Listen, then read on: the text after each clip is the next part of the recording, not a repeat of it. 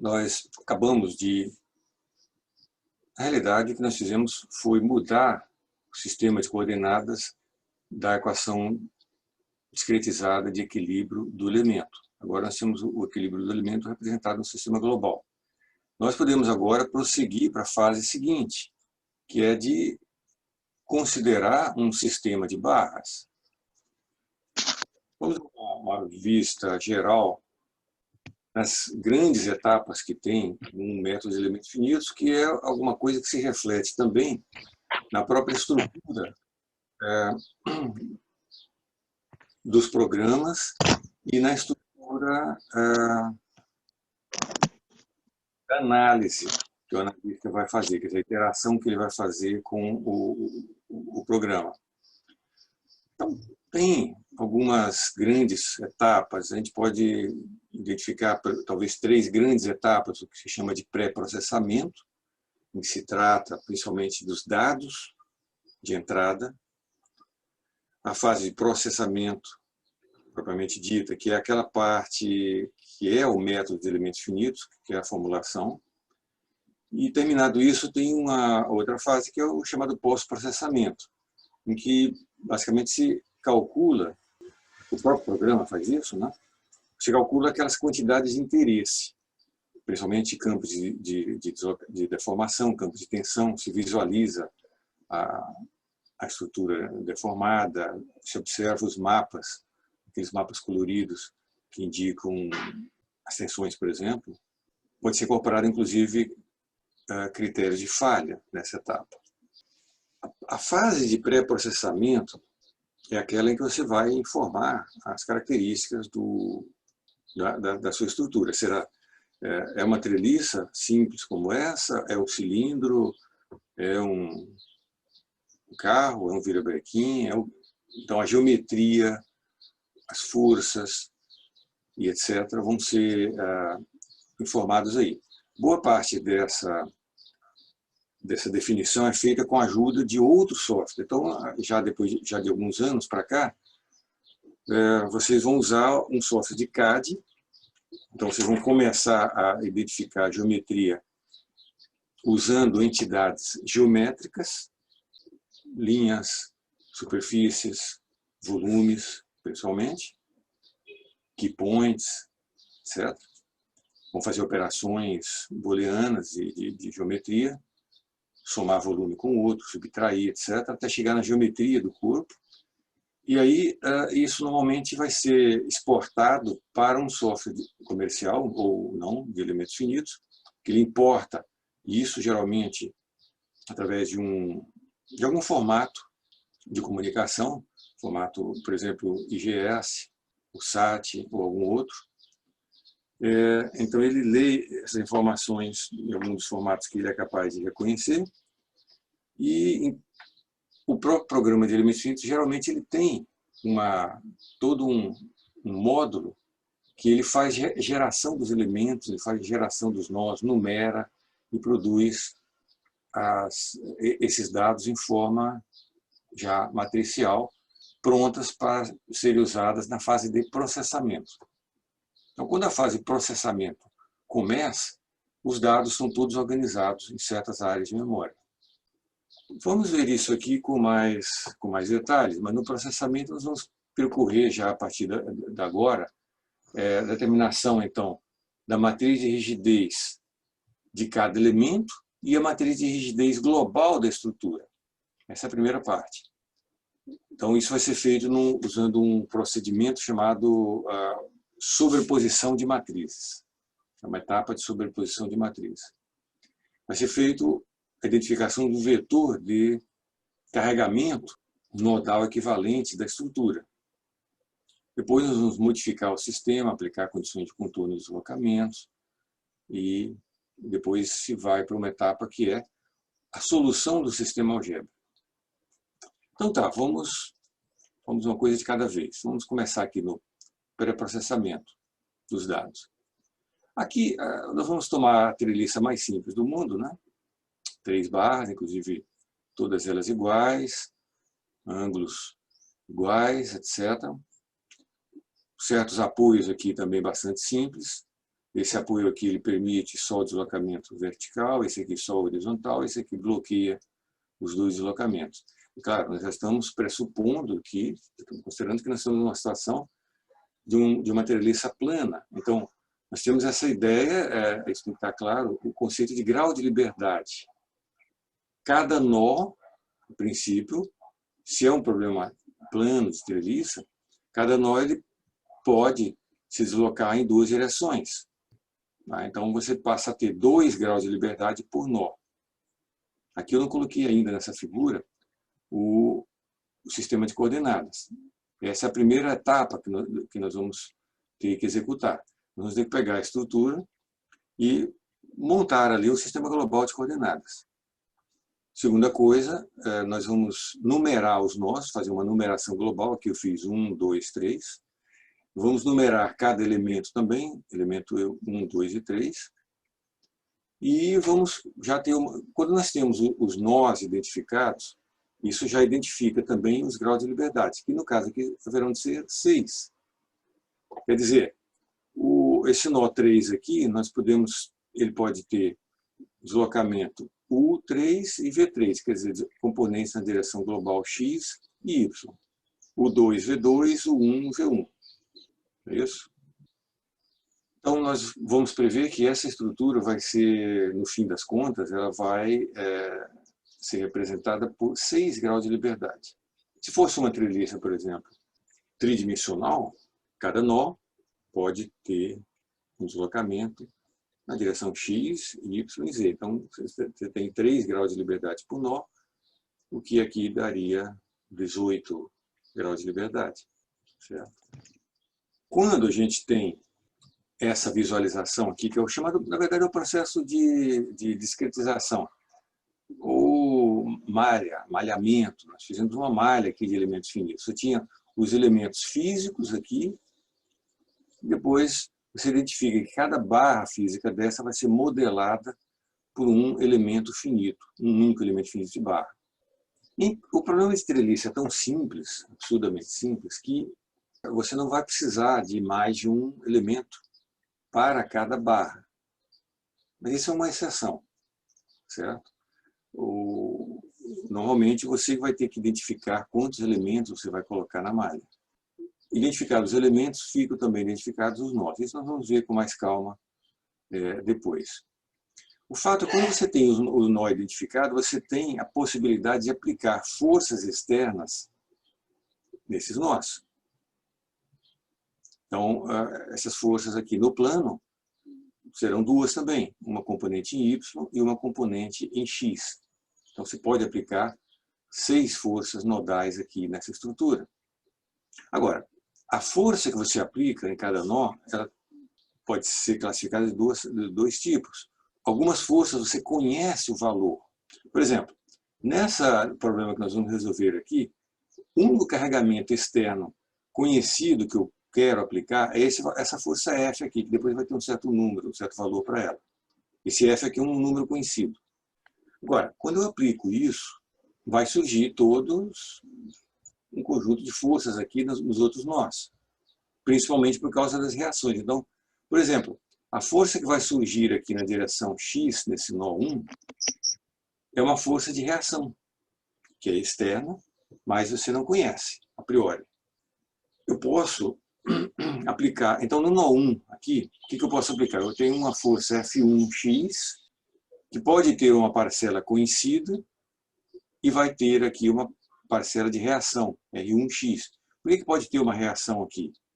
Porque, por causa do tipo do apoio. Tá?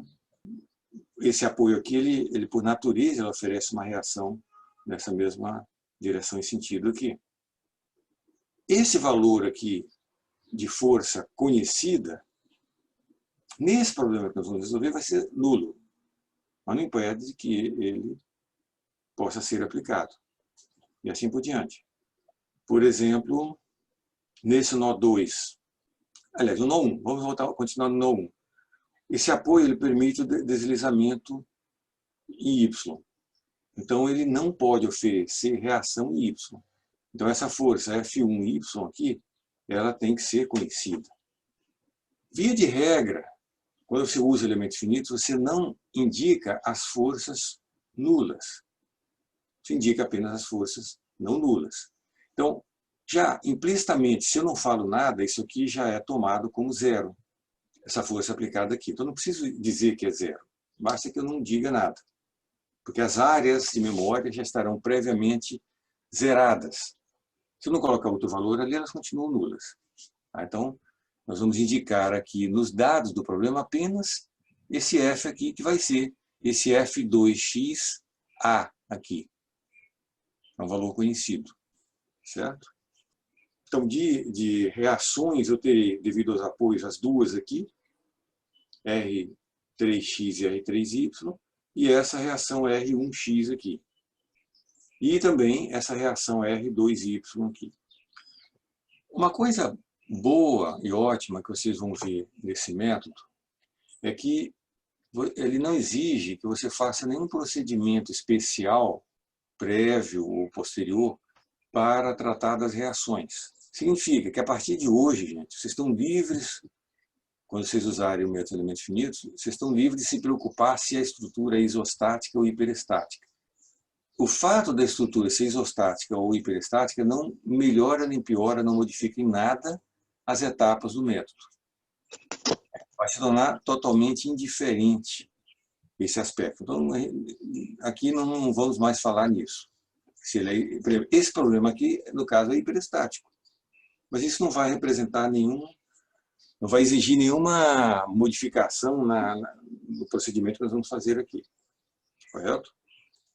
Vamos ver como é que é a estrutura de dados de um programa de elementos finitos. Imagina, tem um método e tem um programa que ele é preparado para receber estruturas virtualmente de qualquer geometria.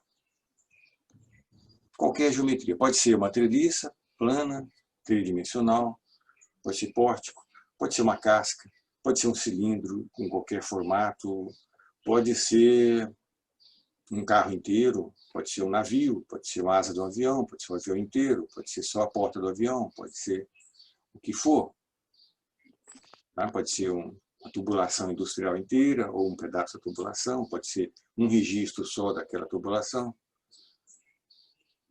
Então, em estruturas, principalmente mecânicas, são infinitas as geometrias, né? Então, como é que você faria para ter o mesmo programa capaz de aceitar qualquer geometria?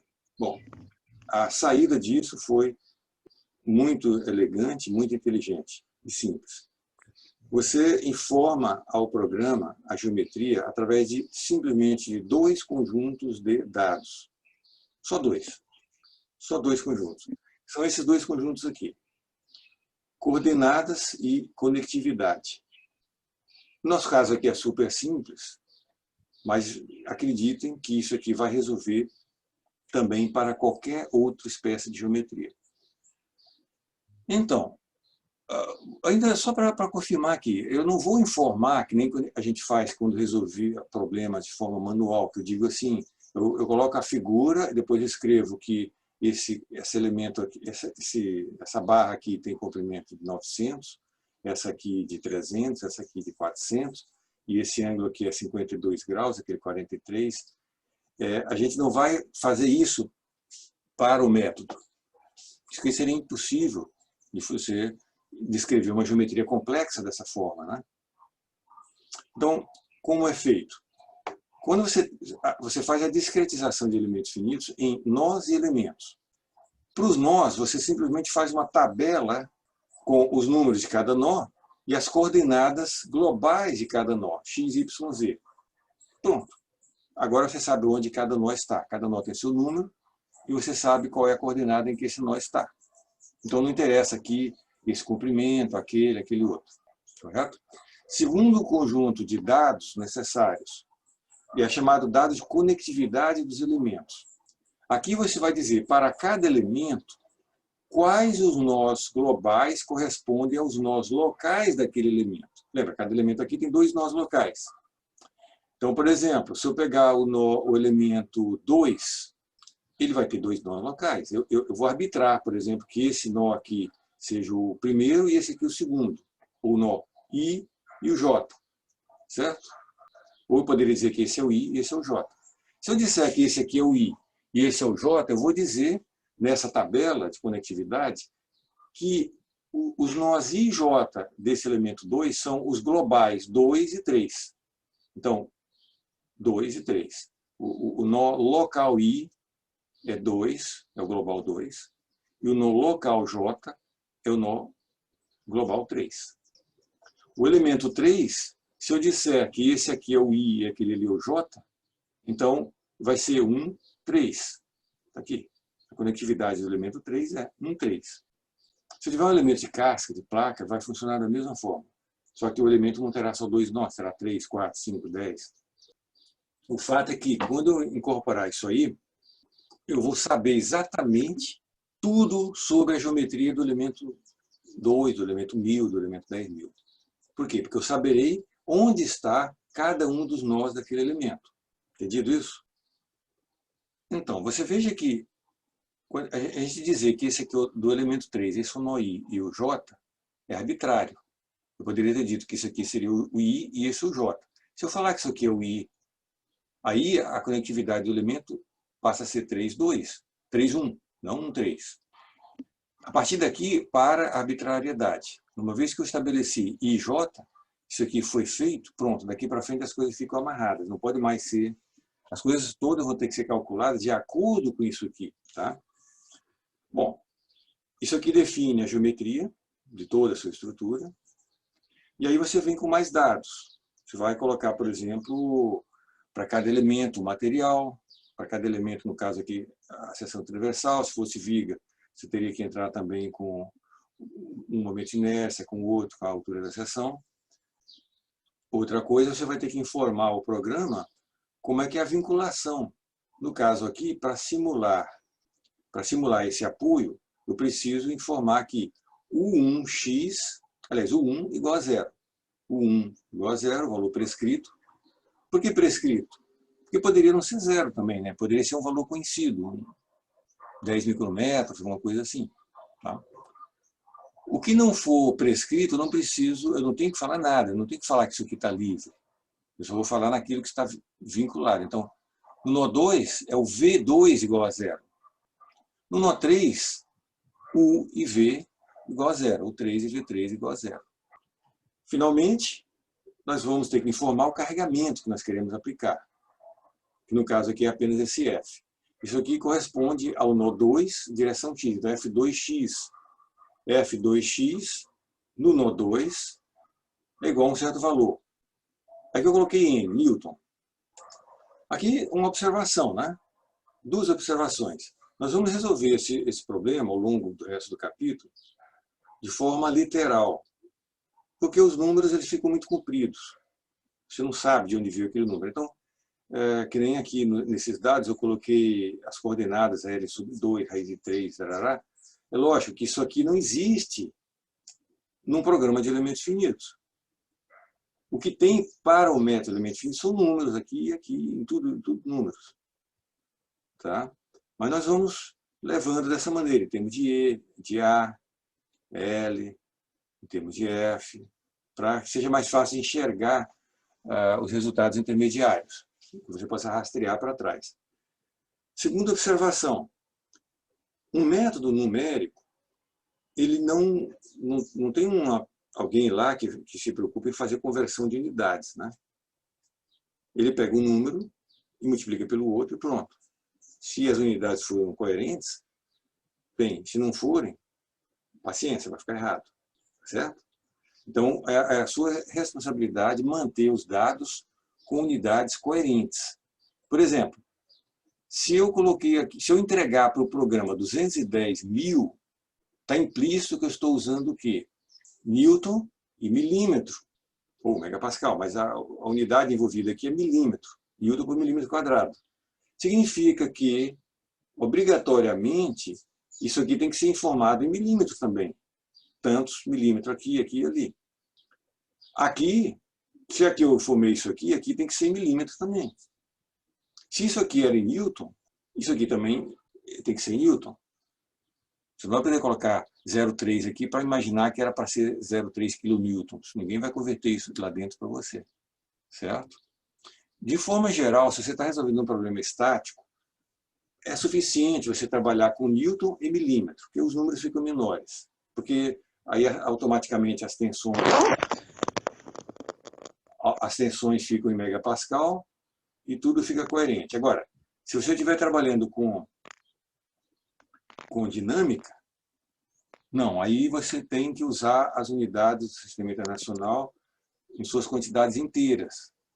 Newton, metro, segundo, quilograma e essas coisas. Grau Celsius, ou no caso Kelvin, assim por diante. Tá? Então vamos continuar. Isso aqui a gente entrega ao programa e vamos para a fase de processamento. Cada coisa dessa aqui vai ficar armazenada numa matriz, onde só tem números. Então, fase de processamento. Nós vamos percorrer cada um dos elementos. Para cada um dos elementos, o que nós temos lá deduzido no começo da aula? A equação de equilíbrio, que é essa equação que nós tínhamos deduzido ali atrás, essa equação aqui, para um equilíbrio, para um elemento arbitrário em relação às direções globais. O que nós precisamos fazer para particularizar para cada elemento da malha? Bom, é só trazer os parâmetros daquele elemento. O material dele, a área, o comprimento e o ângulo. São 4 parâmetros apenas.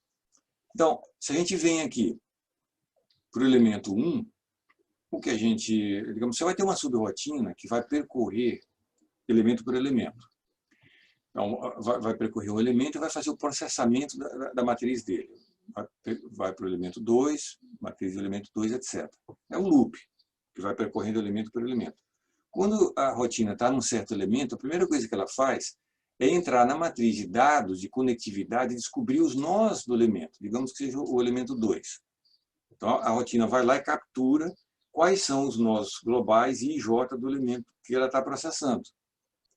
Feito isso, ela vai nas outras matrizes de dados e descobrir as informações do elemento. Ela vai descobrir, por exemplo, as coordenadas do nó 2 e do nó 3. Ela vai descobrir as coordenadas de cada um dos 2 nós do elemento.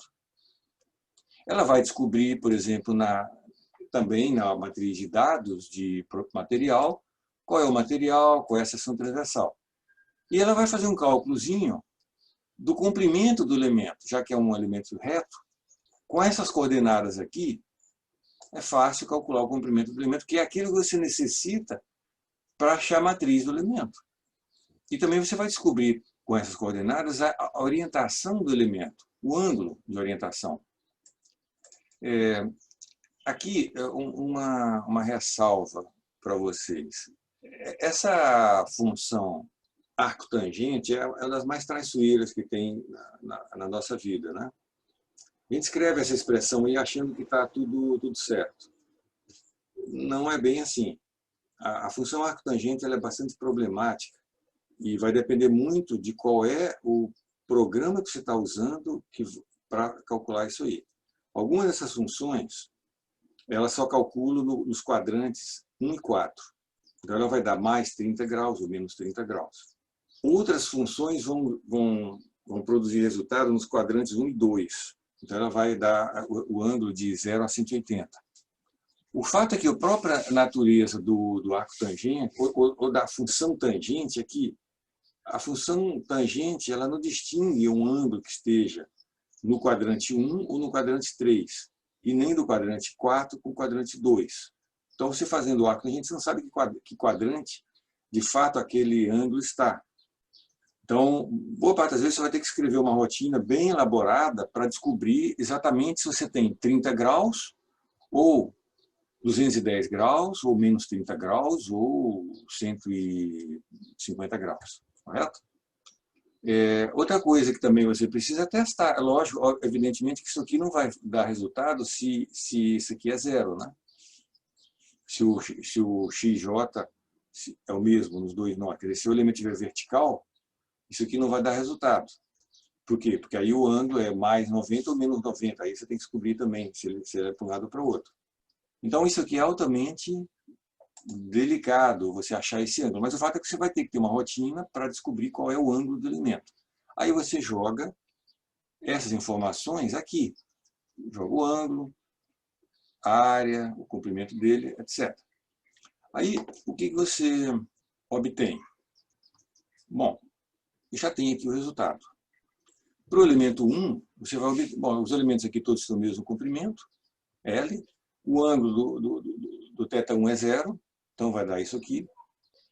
Esse 4 e esse 4 foram só incorporados aqui para facilitar as etapas seguintes. O elemento 2 é esse elemento aqui. E aí que vamos ver uma coisa. Qual é, do ponto de vista da matriz, da equação de equilíbrio de elementos que nós deduzimos, como é que tem que ser a definição do ângulo? O ângulo ele é sempre medido em torno do eixo I do elemento, da origem do sistema local de coordenadas do elemento. Então, se eu, na conectividade, eu falei que esse aqui é o nó I, esse é o J, o sistema local de coordenadas, onde é que tem uma figura boa aqui? O sistema global é esse, x, y. O local do elemento 2, ele tem a origem no nó 2. Por quê? Porque foi dado nos dados do elemento de conectividade, diz que esse aqui é o primeiro nó do elemento. E aquele lá é o segundo. Então, o eixo x local está orientado para lá. Correto? Então, por definição, o ângulo do elemento ele é aquele ângulo que parte do eixo global x para o eixo local x barra. Está aqui, então tem que ser 120 graus. Então, não é 60 graus, não é esse ângulo aqui, certo? Não é 60 graus. O ângulo que você vai usar para calcular a matriz do elemento 2. Se você botar 60 graus, vai ficar simplesmente errado. Colocando ali 120, você vai fazer os sinos e cossenos, você vai encontrar isso. Para o elemento 3, como é que vai ser a coisa? Onde é que está o sistema local do elemento 3? Pela conectividade, conectividade é isso aqui, o elemento 3 é 1, 3, então o nó I é o 1. Então aqui, o sistema local tem essa orientação, ele vai daqui para lá, o eixo x local, x barra. Então, o θ do elemento 3, ele sai do eixo x global e vai para o local. Então o ângulo é 60 graus, que nem está aqui, e o que resulta nessa equação de equilíbrio do elemento. Então tá. Temos as 3 equações de equilíbrio, uma para cada elemento, com as 3 matrizes de rigidez, todas em relação ao mesmo sistema global de coordenadas. Agora que nós vamos para a fase seguinte, o que fazer com essas 3 matrizes? Nós queremos compor tudo isso aí numa matriz que represente a rigidez da estrutura. Bom, agora, nós temos aqui o equilíbrio de cada elemento, né? Vamos escrever equilíbrio de cada nó, usando o método das seções. Vamos fazer um corte aqui, isolar a regiãozinha em torno do nó 1, outro corte aqui e outro corte ali. Então, nós vamos ter uma figura que vai ter essa cara aqui. Ó. Essa figura eu acho ótima, eu que inventei, então eu acho ela maravilhosa. O que você tem aqui? Você tem o equilíbrio do elemento, por exemplo, o elemento 3, e tem o equilíbrio do nó 3, o equilíbrio do nó 1 e etc. Então você veja, se a gente se concentrar, por exemplo, vamos dizer,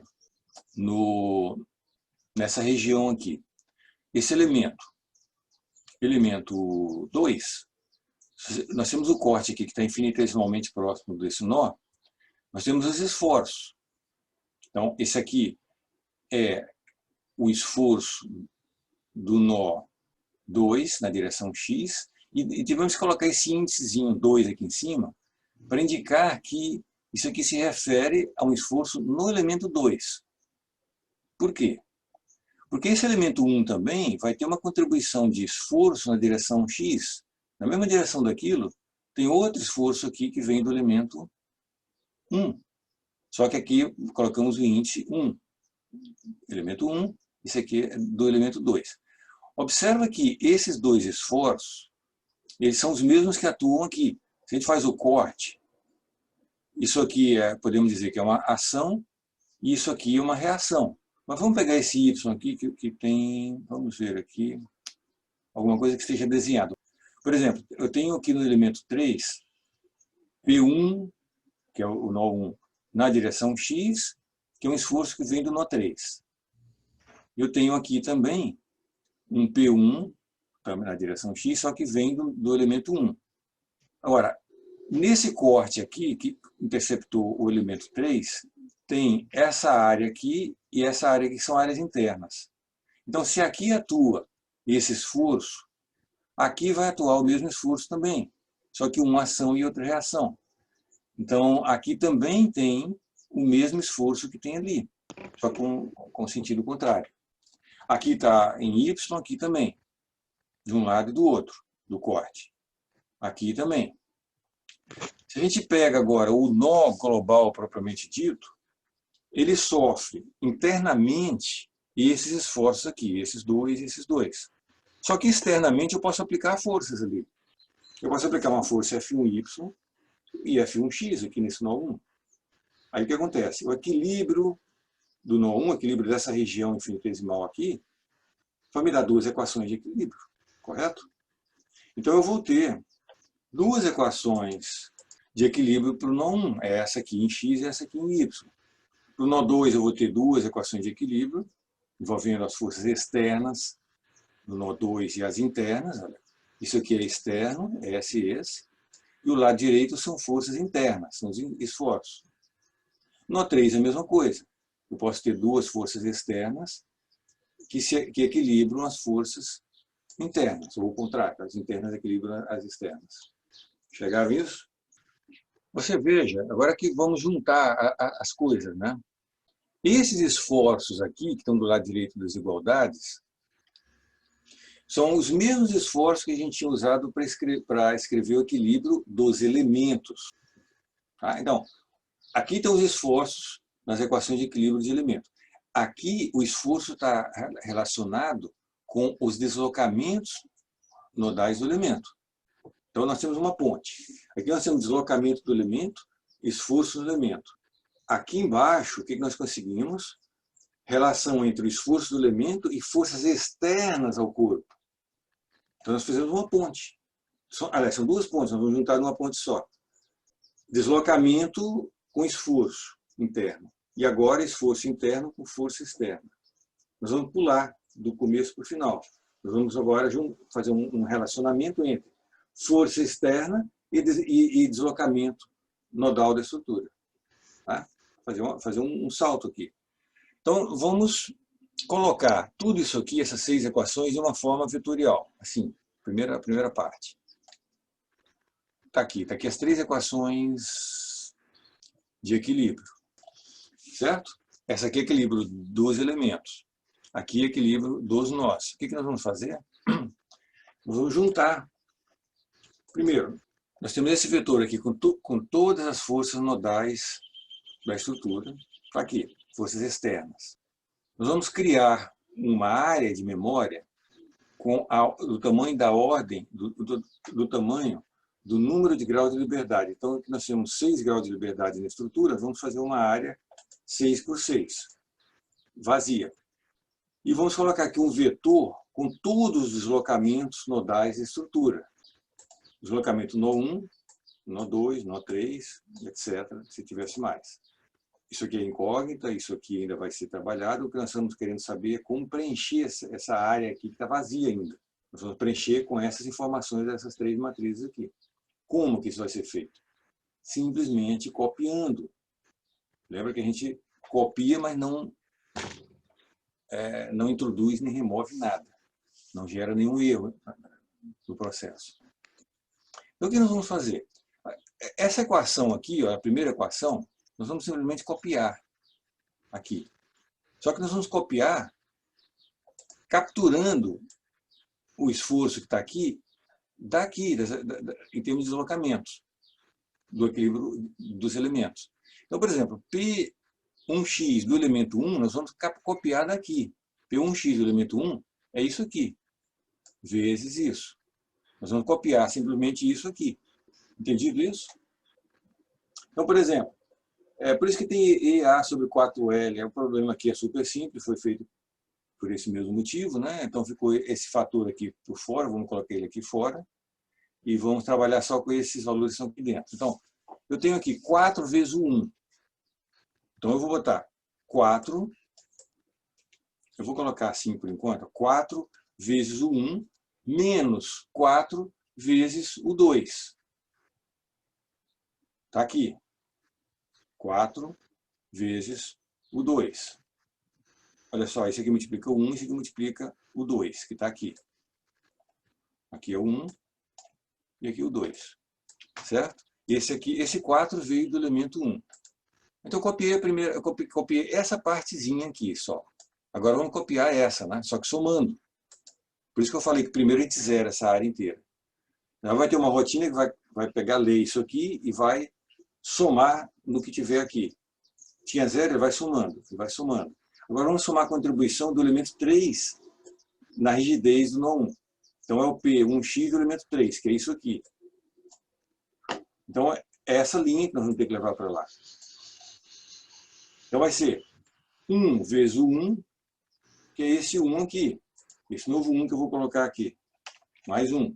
Então esse mais 1 aqui é a contribuição de rigidez proveniente do elemento 3. E esse 4 veio do elemento 1. Aí tem esse raiz de 3 aqui vezes V1, que é isso que está aqui. Depois tem menos 1 vezes o 3, que é isso aqui. E finalmente menos raiz de 3 vezes V3, que é isso aqui. Vezes V3. Agora é a hora das peripécias. Não chega a ser... Depois de feito, né? É que nem botar o ovo em pé do Colombo, mas depois de feito, na verdade, o processo se torna bem compreensível. Tá? E assim vai. A gente pode, somando cada uma desses termos aqui, dessas 3 matrizes, dessa forma aqui, isso vai chegar nessa matriz que já está finalizada aqui. Pronto. O que agora nós temos? Uma equação de equilíbrio algébrica, que representa o equilíbrio da estrutura como um todo. Envolve todos os possíveis deslocamentos nodais, todas as possíveis forças externas, e aqui, isso aqui é uma característica intrínseca que representa a rigidez da estrutura. Ainda essa matriz é singular, não é óbvio aqui não dá para enxergar só olhando, né? Mas essa matriz ela é singular. Certo? Então, se você fosse, por exemplo, começar a entregar isso aí para uma rotina do método de Gauss, para fazer fatoração de Gauss, lembra que o método de Gauss vai zerando coluna após coluna, baixa diagonal. Quando você zerar esses termos aqui até o quarto termo, quando você zerar esses 2 termos aqui, automaticamente isso aqui aparecerá zerado. Então ficará 2 linhas inteiramente zeradas no processo. Tá? Porque não foi incorporado ainda condições de contorno, de deslocamento que sejam suficientes para remover todos os movimentos do corpo rígido dessa estrutura. Lembra que essa estrutura ela é plana. Essa aqui. Um corpo no plano, quantos movimentos do corpo rígido ele possui? 3, né? Ele pode ter nesse caso aqui, uma translação em X, uma translação em Y e uma rotação em torno de Z. Então, na verdade, se eu fiz um erro, né? Se eu fizer a eliminação de Gauss, quando eu chegar e zerar essas 2 colunas aqui, aliás, a terceira, eu terei 3 linhas inteiramente nulas nessa matriz. Bom, esse processo que a gente acabou de fazer aqui, com essa vista explodida, com essas equações aqui, do equilíbrio nodal, etc., isso aqui serve muito bem para explicar. Porém, isso aqui é totalmente impossível de ser feito de maneira automatizável, de uma maneira programável, dessa forma aqui. Então, existe um procedimento automatizado que replica esse efeito aqui, que vai sobrepor, isso que se chama método sobreposição das matrizes elementares na matriz global. É um processo automatizado. Tem uma rotinazinha que vai fazer isso seguindo um procedimento. Tá? Então, como é que a coisa vai? Você considera as equações de equilíbrio elementar particionadas por nós.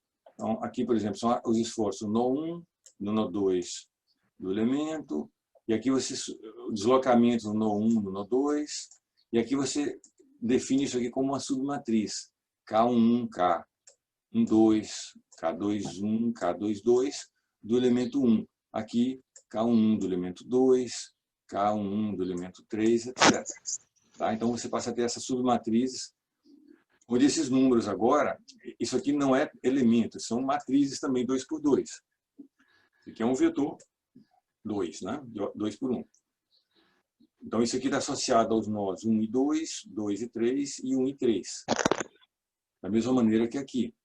Então, essas equações do equilíbrio dos nós, elas também podem ser representadas dessa forma. Isso aqui, ó. Isso aqui também pode ser representado assim. Então, isso aqui é o F1, força no nó 1, F2 e F3. E assim você tem os esforços também de cada nó, do nó 1, do nó 3, do 1, do 2, do 2 e do 3. Então, como que é feito? Você tem esses dois particionamentos. Então, primeira etapa, você criar uma matriz de ordem, no caso aqui, 6 por 6. Matriz 6 por 6, que você zera ela inicialmente.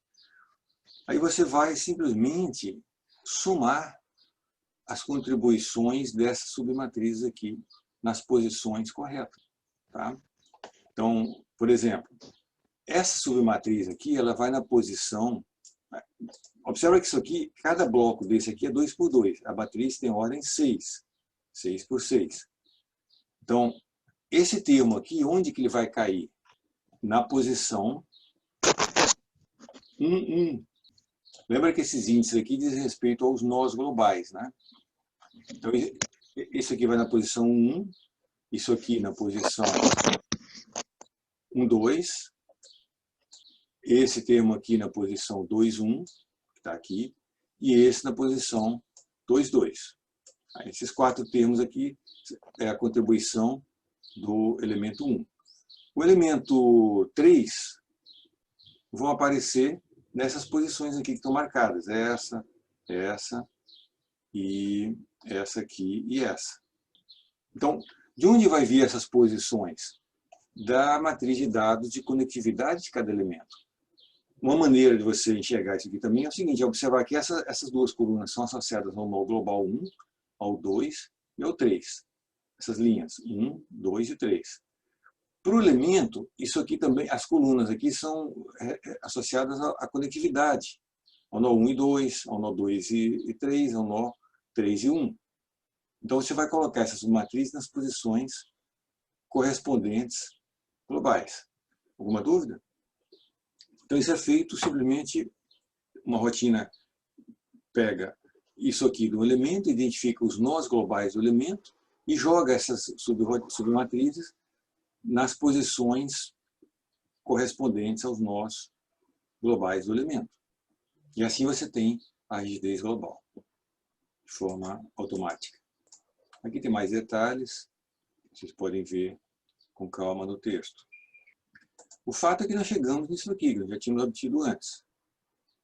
Usando índices aqui, nós temos K1, K e J, né? Fica nesse formato aqui. Uma característica dessa matriz é o seguinte, essa matriz global ela também é sempre simétrica. Então, isso aqui não é coincidência. Menos 4, menos 4, etc. Menos 3, menos 3, isso não é coincidência. Sempre essa matriz de elementos finitos global será simétrica. Então, a gente pode representar, por exemplo, só acima da diagonal e indicar que é simétrico ou abaixo da diagonal. E também, de forma compacta, nós podemos escrever assim, KU igual a F. Então, chegamos a um ponto aqui, finalizamos uma das etapas. Basicamente, a única etapa que a gente fez foi achar essa matriz K. Nós não sabemos ainda quem é esse vetor F. Nós só desenhamos aqui. No programa, isso aqui é uma área de memória que está vazia, com 6 posições. Nós não sabemos os valores disso. Então, a próxima etapa consiste exatamente em detalhar o vetor de forças nodais. Isso nós vamos fazer na próxima aula, certo? Hoje já vimos bastante coisa.